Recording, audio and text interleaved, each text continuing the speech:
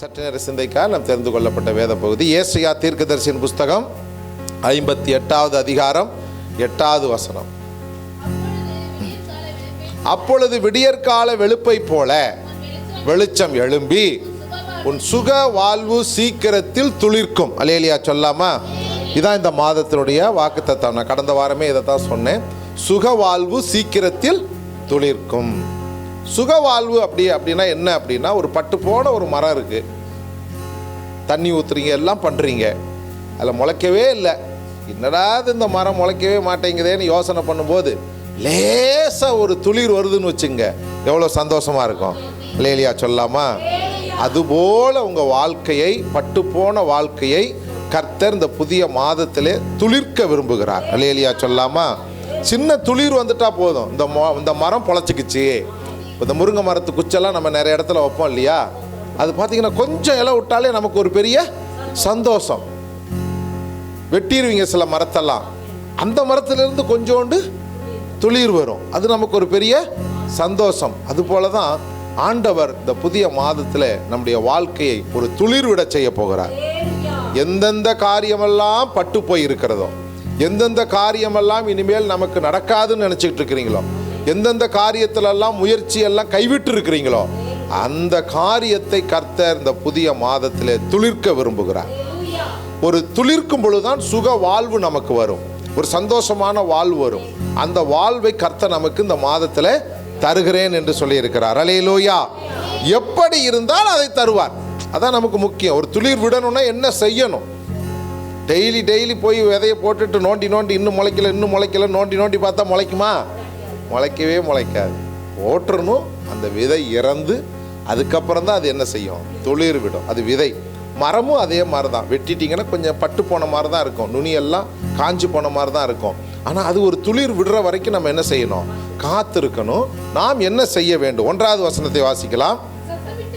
சத்தமிட்டு கூப்பிடு, அடக்கி கொள்ளாதே, எக்காலத்தை போல் உன் சத்தத்தை உயர்த்தி மீறுதலையும். ஆமென். அல்லேலூயா சொல்லாமா? நம் தேவ பிள்ளைகள் தேவனுக்கு விருப்பமில்லாத காரியத்தை எதை செய்தாலும் அதை அடக்கி கொள்ளாதே, சத்தமிட்டு சொல்லுங்கிறார்.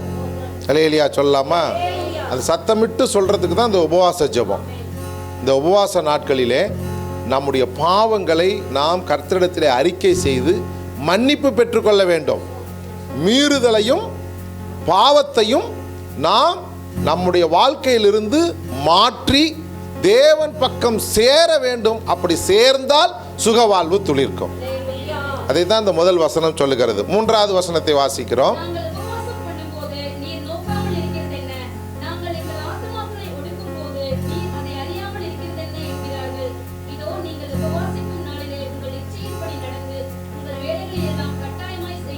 இங்க 2 விஷயம் இருக்குது. நாம் இச்சையின்படி நடந்தால் ஜெபம் கேட்கப்படாது, நம்முடைய வேலையை கட்டாயமாக செஞ்சாலும் அது நடக்காது. அப்போ என்ன செய்யணும்? தேவனுக்கு என்ன பிரியமோ அதை செய்யும் பொழுது துளிர்க்கும். அல்லேலூயா சொல்லாமா? கர்த்தருடைய நாளிலே நம்முடைய பர்சனல் ஒர்க்கை செய்யாதபடி தேவனுக்கு உகந்த நாளை நாம் கொடுக்கும் பொழுது அது துளிர்க்கும். அல்லேலூயா சொல்லாமா? வாரம் முழுவதும் நம்முடைய பணிகளை செய்கிறோம். ஆண்டவருடைய நாளில் ஆண்டவருக்கான நேரத்தை ஒதுக்கி ஆண்டவருடைய நாமத்தை மகிமைப்படுத்தி ஆண்டவரை துதித்து ஆலயத்துக்கு அவருடைய நாமங்களை கீர்த்தனம் செய்து நல்ல வசனங்களை கேட்டு நல்ல சங்கீதங்களை கேட்டு நல்ல ஜெபித்து நீங்கள் கடந்து சென்றால் அந்த வாரம் முழுவதும் தேவனுடைய பிரசன்னம் உங்களோடு இருக்கும். தேவ பிரசன்னம் நம்மளோடு இருந்தால் நம்முடைய சுக வாழ்வு துளிர்க்கும். இந்த 2 விஷயம். அடுத்தது பாருங்க, 4வது வசனம்.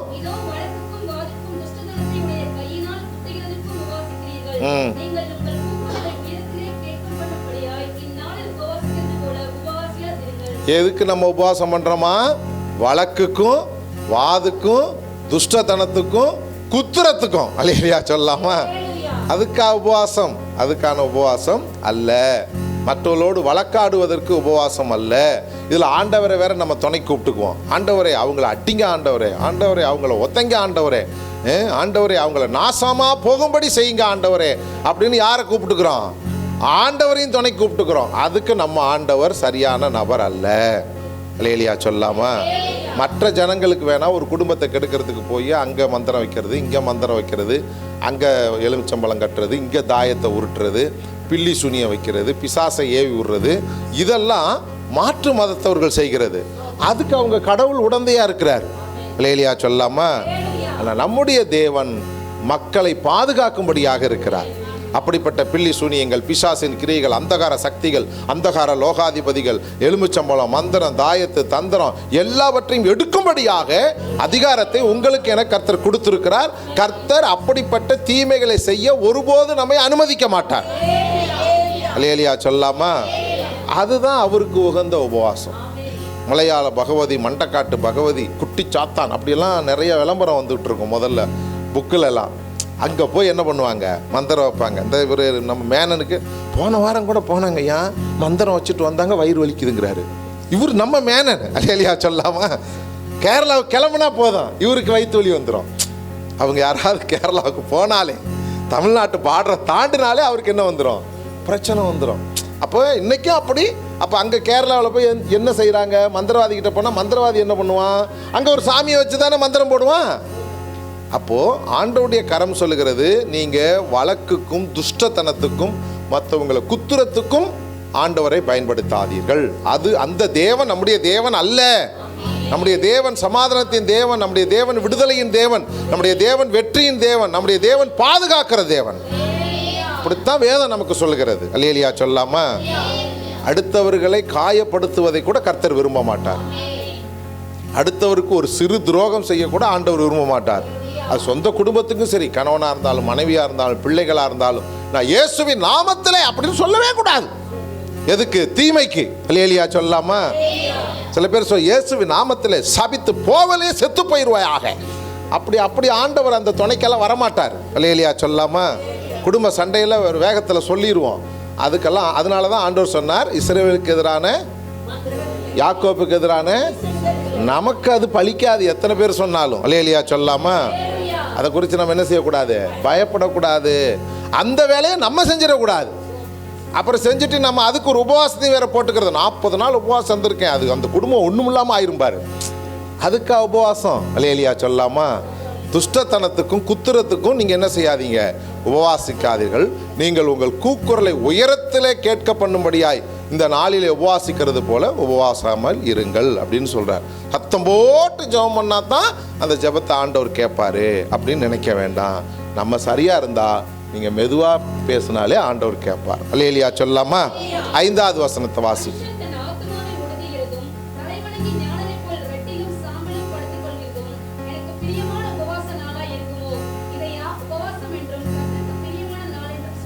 ஆமென். அல்லேலூயா சொல்லாமா? இதையா சொல்லுவீங்க? தலை வணங்கி நாணலை போல ரெட்டிலும் சாம்பல்லையும் படுத்துக்கொண்டு நான் உபவாசம் இருக்கேன்னு ஒரு முழுக்க சொல்றதா எனக்கு உகந்த உபவாசம், இதுவா எனக்கு பிரியம்னு சொல்றார். அல்லேலூயா சொல்லாமா? இதல்ல பிரியம். உண்மையாய் ஆண்டவரை நாம் ஆண்டவரிடத்தில் உபவாசித்து ஜெபிக்கும் பொழுது கர்த்தர் நம்முடைய வாழ்க்கையை துளிர்க்க செய்கிறார். அதான் சுக வாழ்வு சீக்கிரத்தில் துளிர்க்கும். மற்றவங்களை தீமைப்படுத்தி, மற்றவங்களை காயப்படுத்தி, மற்றவங்களுக்கு துரோகம் செஞ்சால் நம்முடைய வாழ்வு துளிர்க்காது. அதை நல்லா ஞாபகம் வச்சுக்கிடணும். முடிந்த அளவு நாம் மற்றவர்களுக்கு பிரயோஜனமாக இருக்கணுமே ஒழிய, இந்த கிராமத்தில் சொல்லுவாங்கள்ல, உதவி செய்யாட்டினாலும் பரவாயில்ல, உபத்திரவப்படுத்தாத அப்படின்னு. அல்லேலூயா சொல்லாமா? அந்த உபத்திரவப்படுத்தணும்னா நம்ம வாழ்வு துளிர்க்காது. உதவி செய்யாட்டினாலும் கூட கிராமத்தில் சொல்லுவாங்க, ஆனால் சொல்ல உதவி செய்யுங்கிறார். அல்லேலூயா சொல்லா. கிராம பழமொழி வேற, ஆண்டவருடைய வசனங்கள் வேற. நம்மால் முடிந்த உதவிகளை ஏழைகளுக்கு செய்யும் பொழுது நம்முடைய வாழ்வு துளிர்க்கும். 6வது வசனம், அவிழ்க்கிறதும் நெகிழ்கிறதும் விடுதலையாக்குகிறதும் சகல நுகத்தடிகளை உடைத்து போடுகிறதும். அல்லேலூயா சொல்லாமா? இதுதான் ஆண்டவருக்கு உகந்த உபவாசம். இதை செஞ்சால் நம்ம சுக வாழ்வு துளிர்க்கும். இதான் ரகசியம், வேற ஒன்றும் பெரிய விஷயம் இல்லை. நம்ம வாழ்வு துளிர்க்கணும், நம்ம வாழ்வு செழிப்பாக இருக்கணும், நம்முடைய வாழ்வு பசுமையாக இருக்கணும்னா அக்கிரமத்தின் கட்டுகளை அவிழ்க்கணும். அக்கிரமமான வார்த்தைகளை மற்றவங்கள்ட்ட என்ன செய்யக்கூடாது? சொல்லக்கூடாது. அப்படி அக்கிரமமான காரியங்களை செய்கிறவங்களை கூட அவிழ்க்கிற பிள்ளைகளாக இருக்கணும். ஒரு கழுதையை கட்டியிருக்க காண்பீர்கள், அந்த கழுதையை அவிழ்த்து கொண்டு வாருங்கள்னு சொல்கிறேன். கட்டுகளை அவிழ்க்கிறவர்களாக இருக்கணும், கட்டுறவங்களா இருக்கக்கூடாது. அல்லேலூயா சொல்லாமா? ஏன்னா ஆண்டவர் சொல்ல, பூமியில நீங்கள் எதை கட்டுவீர்களோ அது பரலோகத்தில் கட்டப்படும். இந்த பூமியில எதை கட்டவிழ்க்கிறீர்களோ அது பரலோகத்தில் கட்ட. அந்த அதிகாரத்தை நம்ம கொடுத்துருக்கிறதுனால கட்டுற வேலை நம்ம வேலை இல்லை, கட்ட அவிழ்க்கிற வேலை. கட்டுறது ஈஸி, கடற்கரை முடிச்சு போட்டுருவாங்க. இந்த கடையிலலாம் போய் தக்காளி, உருளைக்கிழங்கு, வெங்காயமெல்லாம் வாங்குறீங்கல்ல, அவன் கராமுறான்னு முடிச்ச போட்டுருவான். வீட்டில் வந்து உங்களால் என்ன செய்ய முடியாது, அந்த கேரி பேக்கை கிழிச்சு போட்டுருவீங்க. அந்த கேரி பேக் குப்பைக்கு தான் போகும்.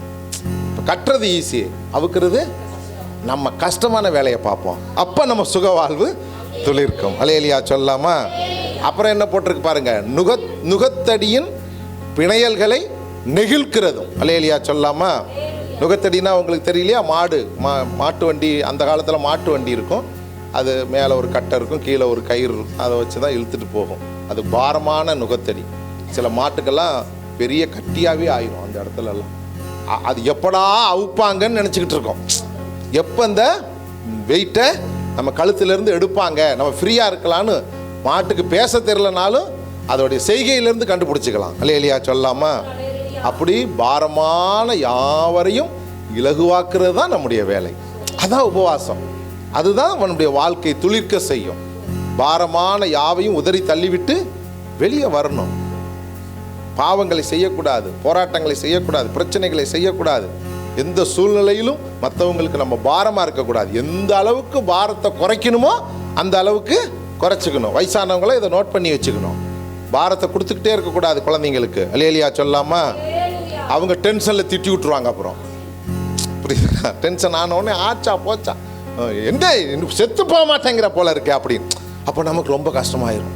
யாருக்கு? வயசானவங்களுக்கு. என்னடா நம்ம பிள்ளைங்களே நம்மளை இப்படி சொல்கிறாங்களே அப்படின்னு சொல்லுவாங்க. அப்போ பாரத்தை நாம் மற்றவங்க மேலே வைக்க முடியாதபடி அதை இலகுவாக்கி நாம் நம்முடைய வாழ்க்கையை தொடர்ந்தோம் என்று சொன்னால் சுகவாழ்வு சீக்கிரமாக துளிர்க்கும்.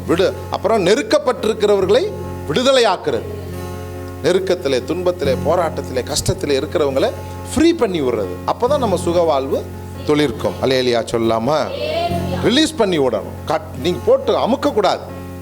புளியை வச்சு அமுக்குனீங்கன்னா எடுக்க முடியாது, இறுக்கிக்கும். அதே மாதிரி தான் நம்முடைய வாழ்க்கை இலகுவாக்கிக்கிடணும். இலகுவாக்கும் பொழுது ஆண்டோடைய ஆசீர்வாதத்தை நீங்கள் நானும் பெற்றுக்கொள்ளலாம். சகல நுகத்தடிகளை உடைத்து போடுகிறது. நுகத்தடியை ரிலீஸ் பண்ணுறது மட்டுமல்ல, இனிமே அந்த மாட்டு மேலே அந்த நுகத்தடியை நான் என்ன செய்ய மாட்டேன், வைக்க மாட்டேன்னு உடைச்சு போடணுமா. அல்லேலூயா சொல்லாமா? அடுத்த வசனத்தை, 7வது வசனத்தை வாசிக்கிறோம். பசியுள்ளவனுக்கு உன் ஆகாரத்தை கொடுப்பதும்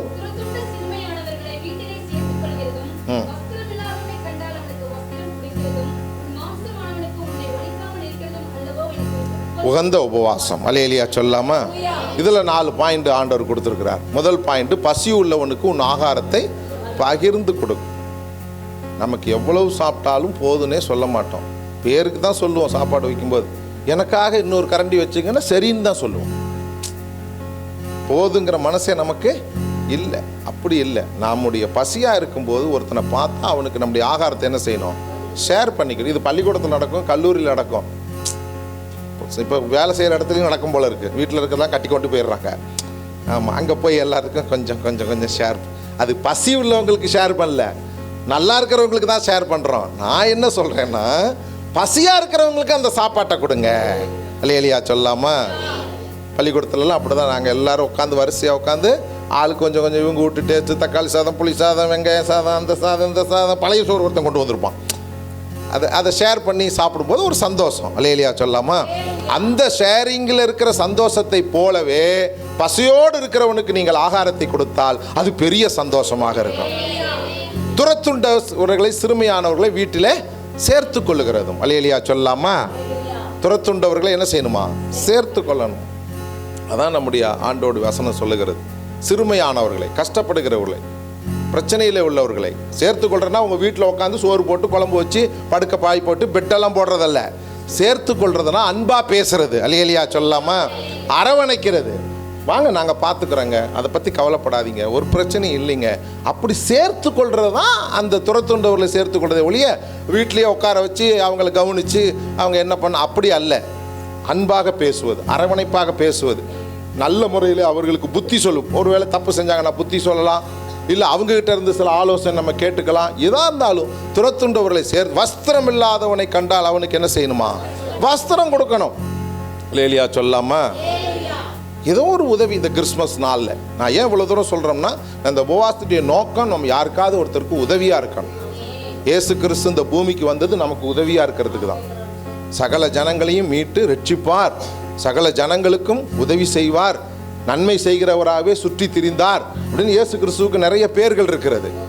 அப்படி நம்ம யாராவது இல்லாதவர்களுக்கு உதவி செய்தால் அதுதான் நமக்கு உகந்த உபவாசம், அதுதான் நம்முடைய வாழ்க்கையை துளிர்க்க செய்யும். அடுத்த மாம்சமானவனுக்கு உன்னை ஒழிக்காமலும் இருக்கிறது. அது என்ன சொல்கிறது? மறைபொருள் ஒன்றுமே கிடையாது குடும்பங்களில். கணவன் மனைவிக்குள்ள, பிள்ளைகள் அப்பா அம்மாட்ட எந்த மறைபொருள் இருக்கக்கூடாது. ஓப்பனாக பேசிடுவோம், திறந்த மனசோடு இருப்போம். மனசில் ஒன்று வச்சுக்கிட்டு வெளியே ஒன்று பேசணும்னா அது பிரயோஜனப்படாது. உங்கள் மாம்சமானவனுக்கு எதையும் நீங்கள் என்ன செய்யக்கூடாது? ஒழிக்கக்கூடாது. எல்லாம் ஓப்பன் டாக். இருக்கிறத வச்சு சரி பண்ணுவோம், இருக்கிறத வச்சு செலவு பண்ணுவோம், இருக்கிறத வச்சு நம்ம வாழ்க்கையை நடத்துவோம். அப்படித்தான் நம்ம அட்ஜஸ்ட் பண்ணி கொள்ளணுமே ஒழிய, அதுதான் அப்படி இருந்து நீங்கள் உபவாசம் இருந்தால் தான் சரியான உபவாசம். அப்பொழுதுதான் நம்முடைய சுக வாழ்வு என்ன செய்யும்? துளிர்க்கும். 9வது வசனம்.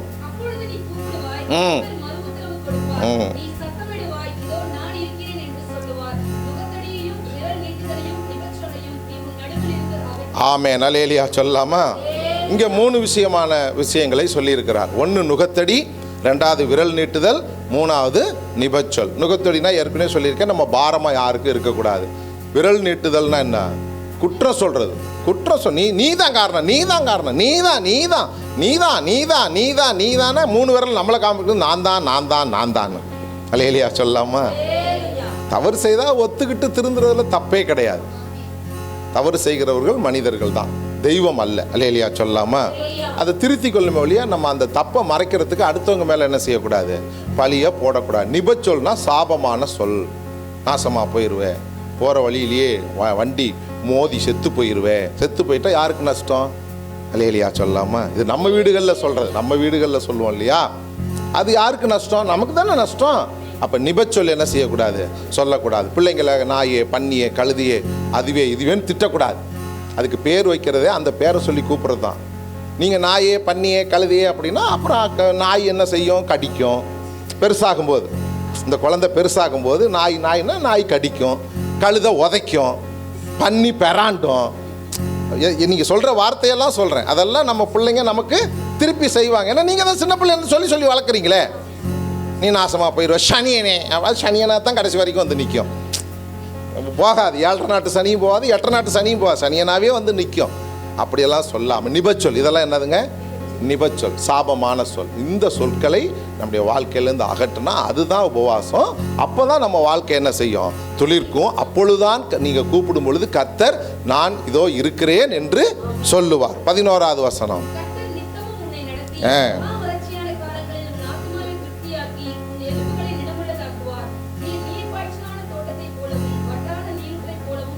ஆமாம், அப்போ தான் இந்த துளிர்க்கக்கூடிய அனுபவம் வரும்.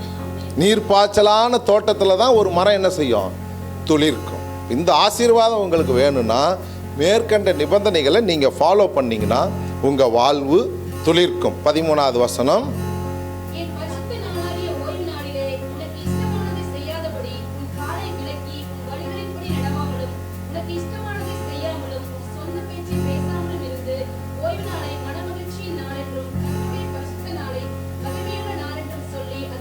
இதுக்கு நான் விளக்கம் கொடுக்கணும்னே அவசியம் இல்லை. ஆண்டவருக்கு உரிய காரியத்தை நீங்கள் செய்யும் பொழுது உங்கள் சுக வாழ்வு துளிர்க்கும்.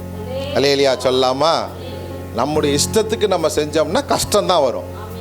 ஆண்டவர் இஷ்டத்துக்கு செஞ்சால் நம்ம மேலே பிரியப்படுவார், கர்த்தருடைய நாமம் மகிமைப்படும். 14வது வசனம்.